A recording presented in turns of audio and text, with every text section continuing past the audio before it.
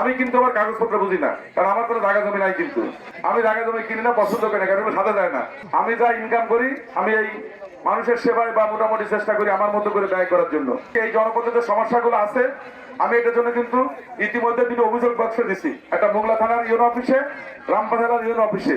যার যদি কারো কোনো অভিযোগ থাকে জমি জমা ঘের পাতারি নিয়ে, আমি চেষ্টা করব আমাদের যারা নিরপেক্ষ উকিল আছে বাগেরহাট থেকে তাদেরকে দায়িত্ব দিয়ে। বিকাশ পেমেন্টে 10,000 টাকার বেশি অফার, শপিং চলছে তো। যাচাই বাছাই করে এসি ল্যান্ডকে দিয়ে সঠিক সমাধান দেওয়ার জন্য।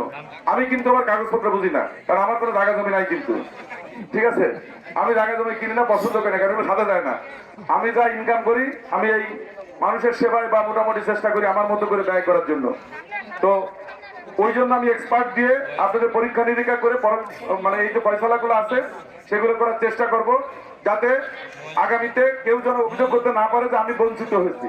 সুতরাং এখানে সবার ন্যায্যতা, সবার প্রাপ্য সেটা আমি নিশ্চিত করব।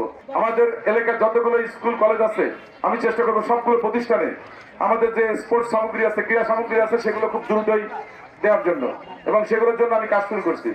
আমি চেষ্টা করছি বাংলাদেশে 10টা ক্রীড়া মানে পল্লী হচ্ছে, স্পোর্টস ভিলেজ ইংরেজিতে নাম দিচ্ছে আর কি, ক্রীড়া পল্লী 10টা। আমি চেষ্টা করতেছি বাগেরহাটে একটা আনার জন্য, এবং সেটা পেলে ইনশাল্লাহ রামপাল মোংলায় করবো, যাতে আমাদের ছেলেমেয়েরা জাতীয় পর্যায়ে খেলাধুলার প্রতিনিধিত্ব করতে পারে, এবং জাতীয় পর্যায়ে যেন সব ধরনের খেলাধুলা যেন তারা করতে পারে, এই সুযোগটা আমি করে দেওয়ার চেষ্টা করছি। আরেকটা জিনিস গুরুত্বপূর্ণ, আমি যেহেতু পরিবেশ বন ও জলবায়ু পরিবর্তন মন্ত্রণালয়ের দায়িত্বে আছি, আমি চেষ্টা করবো আপনাদের পানীয় জলের যে সমস্যাটা আছে এটা সমাধানের জন্য।